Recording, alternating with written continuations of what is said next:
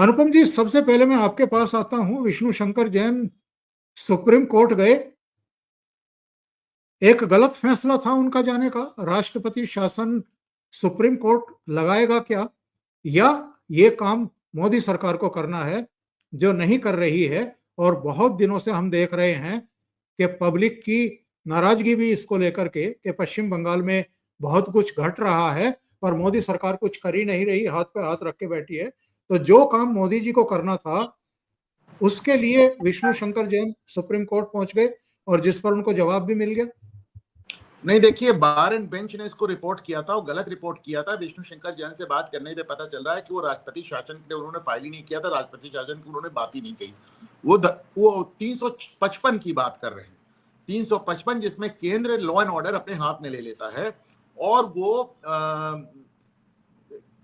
उन disturbed areas में central forces को लंबे समय तक रखने की बात कर रहे थे। राष्ट्रपति शासन की उन्होंने बात ही नहीं कही। ये बार एंड बेंच द्वारा गलत रिपोर्टिंग थी और ये गलत मीडिया में पिकअप हो गया।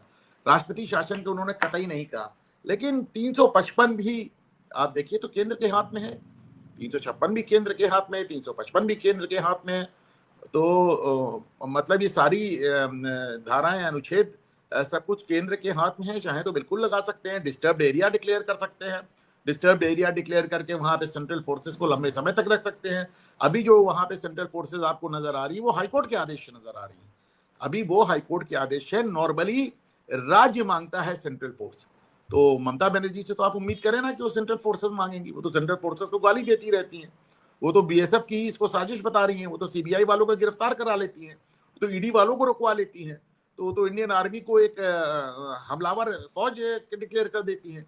तो ये तो अभी हाईकोर्ट के आदेश से वहां पर सेंट्रल फोर्सेस तैनात हैं और इनको लंबे समय तक रखने के लिए ये तो केंद्र के हाथ में बिल्कुल कर सकते हैं।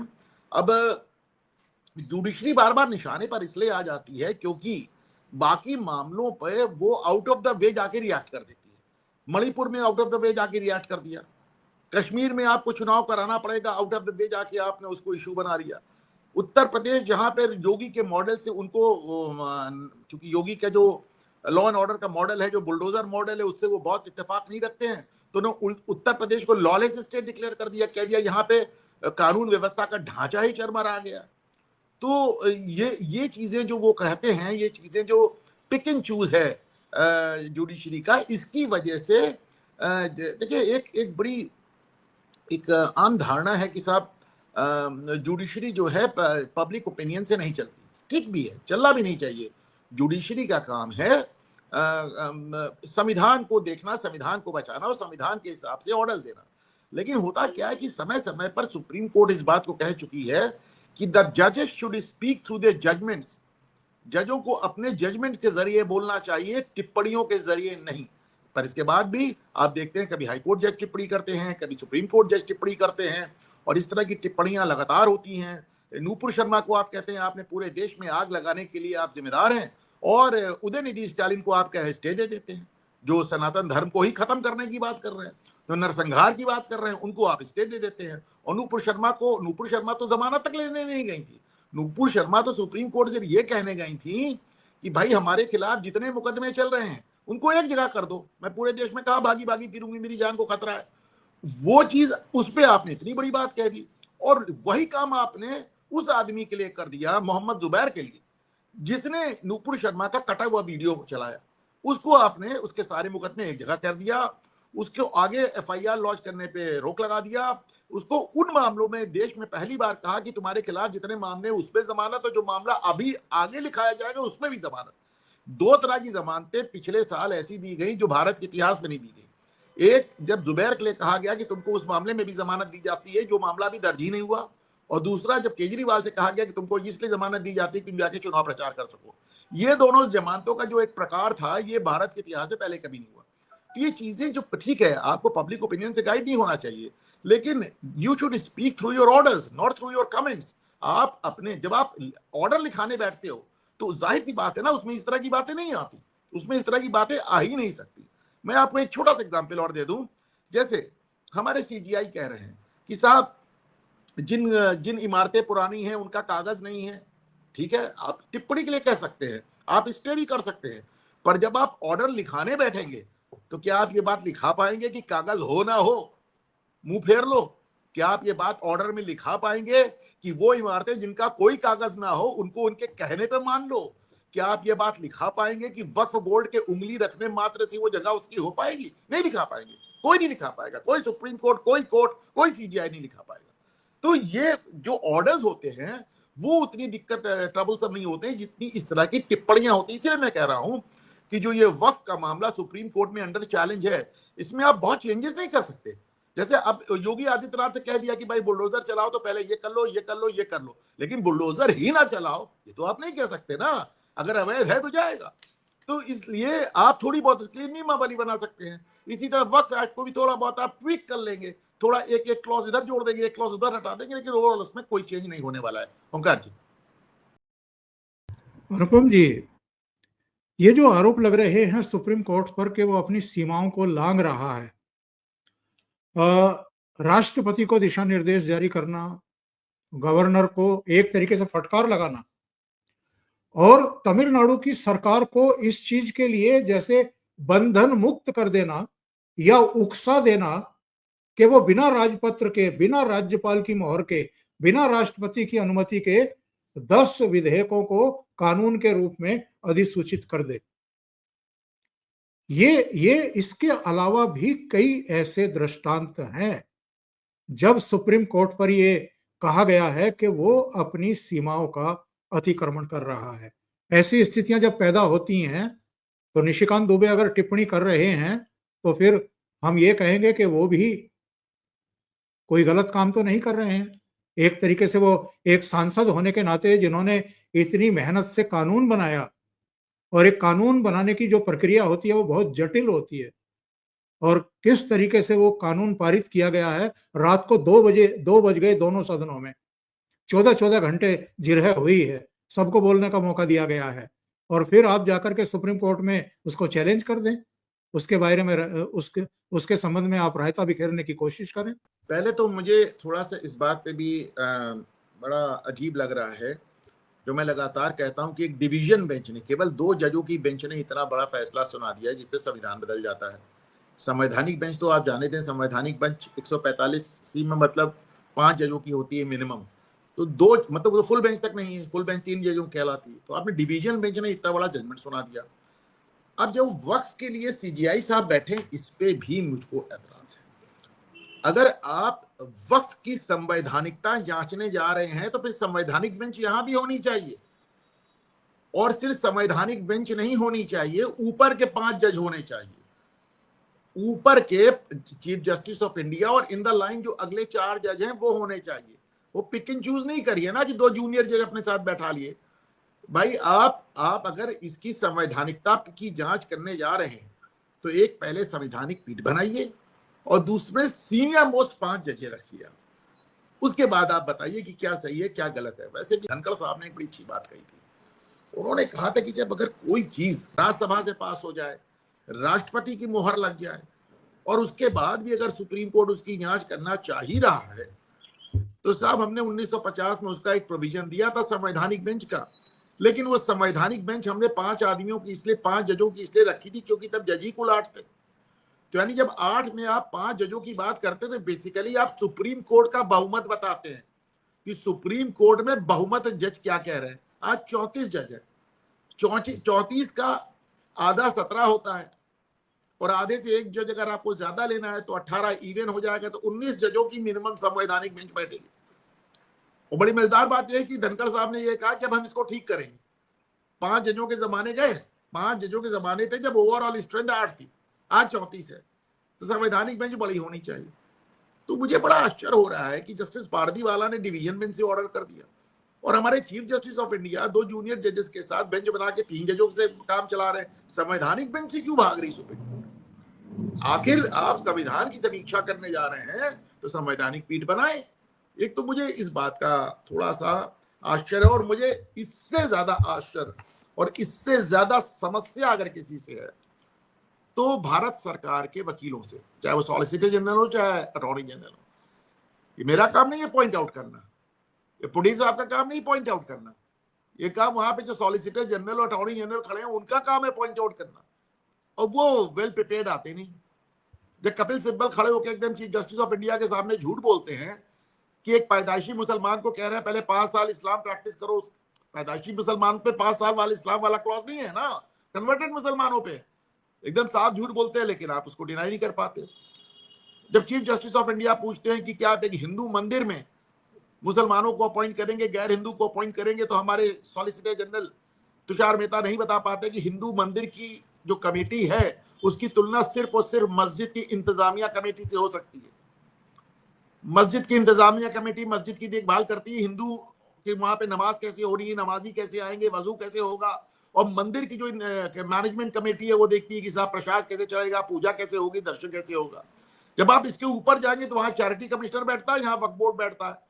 तो वो वक्फ बोर्ड जो है वो संपत्तियों की देखभाल एक चैरिटी कमिश्नर की तरह कर रहा है। तो आप कहेंगे साहब चैरिटी कमिश्नर क्यों नहीं देखभाल कर लेता? चैरिटी कमिश्नर इसलिए नहीं देखभाल करता क्योंकि वक्फ की 98% प्रॉपर्टीज अनरजिस्टर्ड है। जब उसका रजिस्ट्रेशन ही नहीं तो चैरिटी कमिश्नर उसकी देखभाल कैसे करेगा? तो वक्फ बोर्ड करता है, क्योंकि वक्फ बोर्ड मौखिक अंदाज में चलता है। तो वक्फ बोर्ड जो है वो उसकी तुलना मंदिर की कमेटी से नहीं हो सकती। पर हमारे सॉलिसिटर जनरल इसका भी जवाब नहीं दे पाए, और इसके लिए तो उन्होंने सिर्फ किरण रिजिजू की स्पीच सुन ली होती, अमित शाह की स्पीच सुन ली होती संसद में, तो वो इनको मालूम हो जाता फर्क। तो it seems he was grossly under prepared, बिल्कुल उनकी तैयारी नहीं थी, वो किसी बात का जवाब नहीं दे पाए। वो ये भी नहीं कह सकते कि भाई बाप एक संवैधानिक पीठ तो बना लें, 2 जजों और 3 जजों की बेंच से आप फैसला क्यों सुना रहे हैं? तो आप सोचे ना सरकार की तैयारी कितनी कमजोर आपको नजर आ रही है।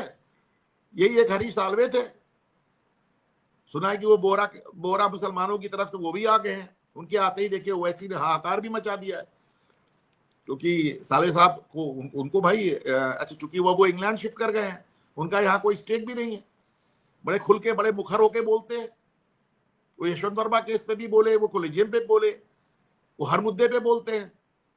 वो तो जाके इंटरनेशनल कोर्ट ऑफ जस्टिस में कुलभूषण जाधव की फांसी रुकवाए आए थे 1 रुपया लेकर। तो मेरा अपना मानना है कि साहब हमारा जो वर्तमान सरकारी वकील का पैनल है, और साहब बड़े बड़े भारी पद होते हैं साहब, ये अटॉर्नी जनरल और सॉलिसिटर जनरल बनना लोगों का ख्वाब होता है। जैसे आईएएस में लोग जाते हैं, कहते हैं कि चीफ सेक्रेटरी बनेंगे, एक दिन कैबिनेट सेक्रेटरी बनेंगे, तो सॉलिसिटर जनरल और अटॉर्नी जनरल बनना बड़े भारी पद है साहब। मैंने बड़ी नजदीकी से इनको देखा है। एडवोकेट जनरल बड़े बड़े पद हैं, उसमें अगर हमारे वकील इस कदर कम तैयारी से जा रहे हैं तो इसका दोष किसको दिया जाए? मैं मानता हूं कि किरण रिजिजू लॉ मिनिस्ट्री बहुत अच्छा चला रहे थे, बहुत ही अच्छा चला रहे थे, उनको आपने हटा दिया। तो ये फिर लॉ मिनिस्ट्री का काम है कि आप देखें कि आपके वकील, आपके सरकारी वकील आपको ठीक से रिप्रेजेंट क्यों नहीं कर पा रहे। और बात सिर्फ वक्फ बोर्ड की नहीं है, आप लाइन से सारे मुकदमे निकाल के देख लीजिए, एक भी मुकदमे में आपको नजर आएगा सरकारी वकील कोर्ट से प्लीट करते नजर आते हैं, घिघियाते नजर आते हैं, चढ़ के अपनी बात नहीं कह पाते, जो सच है वो भी नहीं कह पाते साहब। और ये एक पैटर्न हो गया, ये केवल इस मुकदमे की बात नहीं है ओंकार जी। बात तो आप बिल्कुल सही कह रहे हैं साहब। और केशवानंद भारती में ही 13 लोग थे, मतलब उसी में उस समय जिस फैसले को आप ले रहे हो, जिसके कुछ नहीं। धीरेन्द्र जी, ये जो अगर उस फैसले को आधार बना रहे हैं तो वर्तमान संवैधानिक पीठ में मिनिमम 15 लोग होने चाहिए। हाँ, मैं यही कह रहा हूँ कि अगर उसी फैसले में आप देखिए, अगर आप 13 जजों के फैसले के बाद उसकी एक समीक्षा नहीं 19 से कम, वाकई उस फैसले के हिसाब से भी देखें तो 19 होना ही चाहिए। आपका सही एकदम वो है। धीरेन्द्र जी, मैं आपके पास इसलिए आ रहा था कि ये जो एक नई बहस शुरू हो गई है कि सर्वोच्च कौन है, राष्ट्रपति है, संसद है, सर्वोच्च न्यायालय है या संविधान है, क्या है सर्वोच्च? इस बहस का कभी अंत होगा क्या? तो संविधान ही सर्वोच्च माना जाता है, यही कहा गया कि कॉन्स्टिट्यूशन ही सर्वोच्च है। उसके अंदर उसकी व्यवस्था है जिसमें तीनों को अलग अलग चीजें दी गई हैं, वो कार्यपालिका, न्यायपालिका और आपका कार्यपालिका, न्यायपालिका और विधायिका, तीनों को अलग अलग दिया गया है। वो सब अलग अलग काम कर रहे हैं। लेकिन पिछले कुछ समय से पहले ये चीजें हम लोगों ने तब तो देखी थी अक्सर, मुझे लगता है अनुपम जी शायद एक बार इसका जिक्र कर रहे थे कि जब सरकारें कमजोर होती थी तब कोर्ट बढ़ चढ़ जाया करते थे।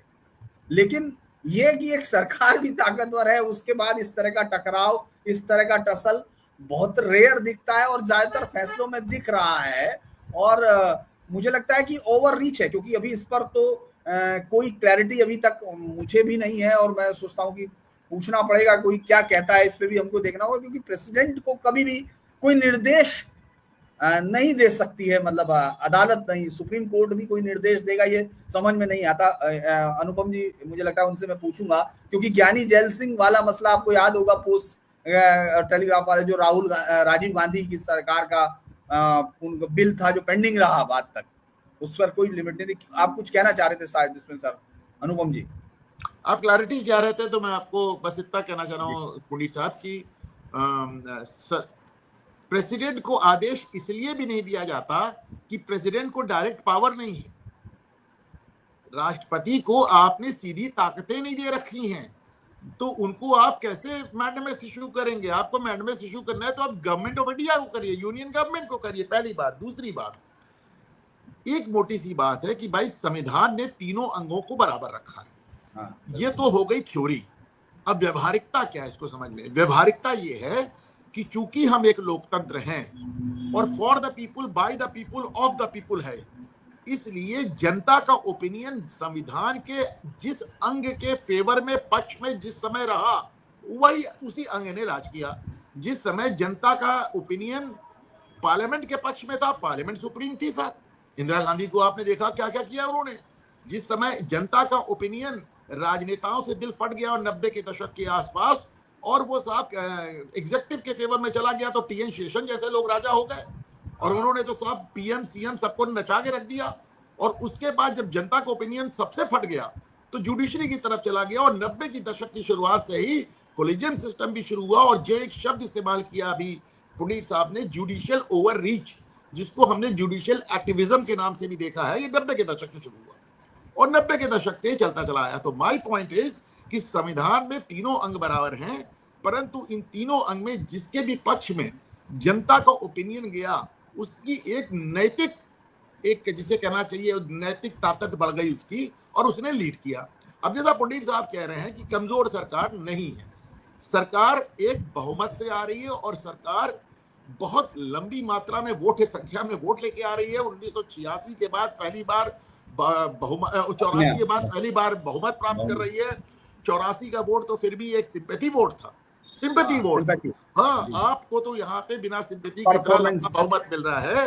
तो मुझे लगता है कि with all due respect to the honourable court, और यकीन माने मेरा अदालतों में बहुत विश्वास है।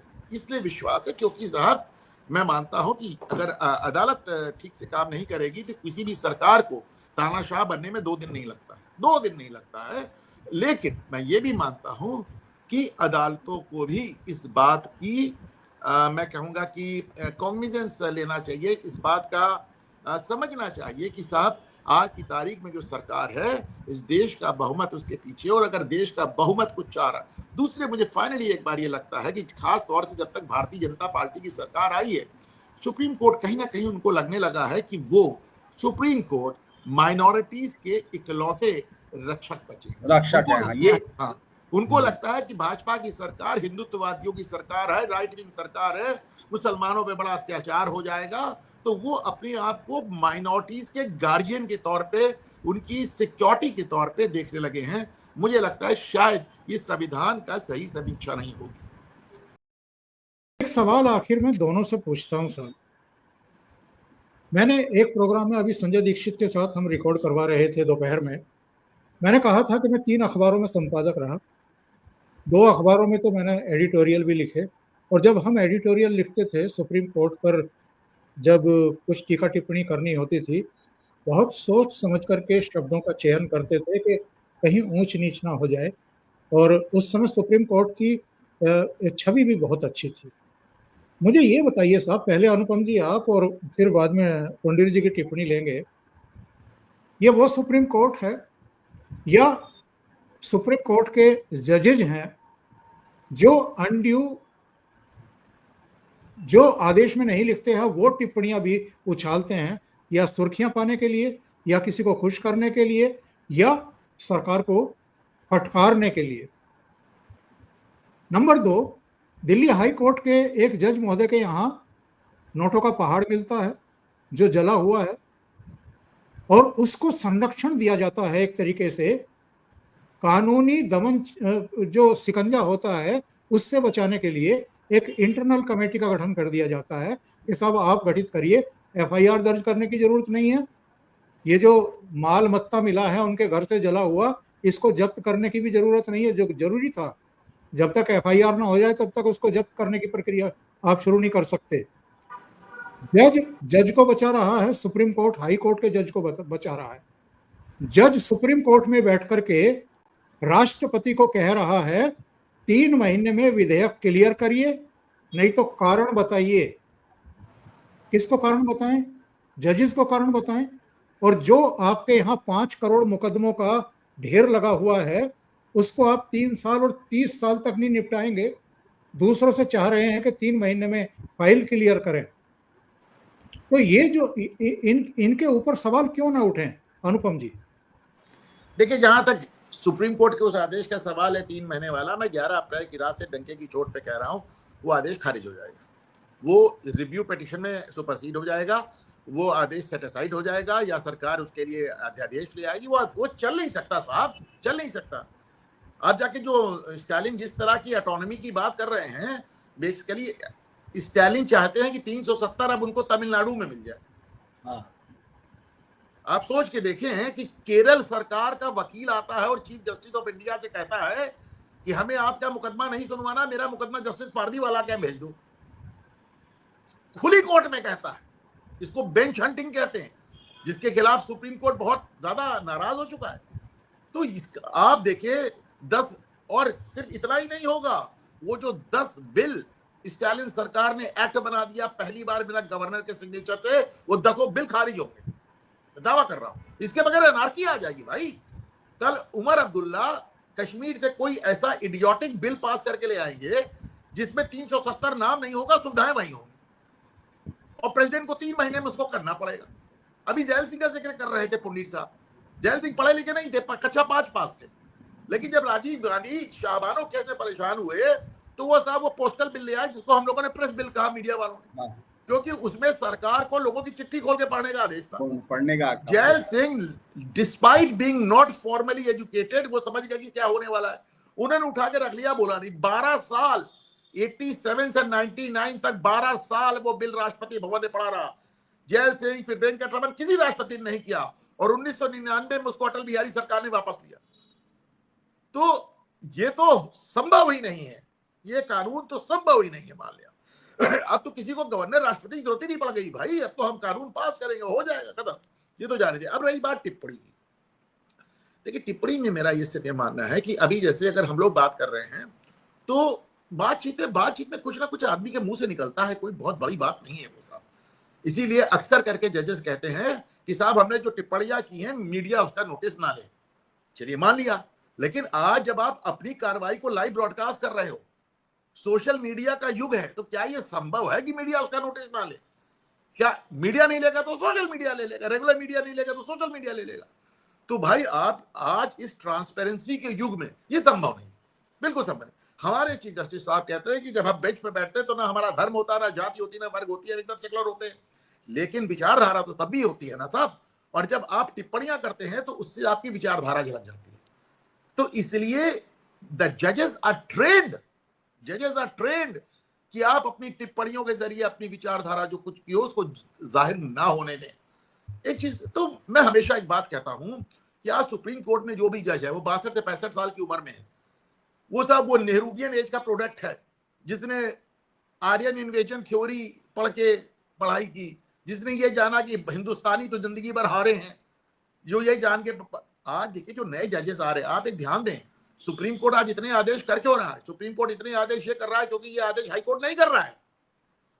हाई कोर्ट नहीं कर रहा तभी तो सुप्रीम कोर्ट कर रहा है ना। हाई कोर्ट में जो यंग जजेस आ रहे हैं वो आप सोचे ना, जो 45 साल का आदमी जज हो रहा है, 46 साल का आदमी जो जज हो रहा है, तो साहब वो सोशल मीडिया एज में आया है, उसको बहुत कुछ सच्चाइयां मालूम है, वो तमाम तल्ख हकीकतें जो आपने दबा के रखी थी वामपंथियों ने, वो आ रहा नहीं। तो आप आज की तारीख में हाई कोर्ट के जजेस और सुप्रीम कोर्ट के जजेस के मिजाज में अंतर देखेंगे।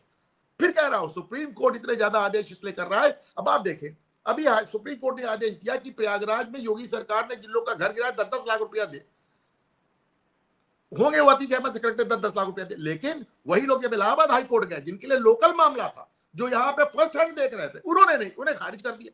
तभी सुप्रीम कोर्ट गए ना, तभी सुप्रीम कोर्ट गए। तो सुप्रीम कोर्ट इतने आदेश इसलिए कर रहा है कि हाईकोर्ट नहीं कर रहा है। तो ये टिप्पणी वाली बात मैं मानता हूं कि जजेस आर ट्रेंड, कि उन्हें मालूम होना चाहिए कि उनकी टिप्पणियों से विचारधारा सामने आती है, विचारधारा से उनका जजमेंट जो है वो बायस नजर आने लगता है। और खास तौर से जब आप उसका लाइव ब्रॉडकास्ट कर रहे हैं तो you will have to be very cautious. Omkar ji. Anupam ji, एक टिप्पणी इस पर आपकी लास्ट में, ये मामला कॉलेजियम तक पहुंचेगा क्या फिर से? देखिए, कॉलेजियम तो एक ऐसा मामला है जो जब से चल रहा है, आपको लगता है वो आज से शुरू हो, नहीं, जब से कॉलेजियम आया है तब से वो ज़ेरे बहस रहा है और लगातार उस पे लोग कमेंट करते रहे हैं।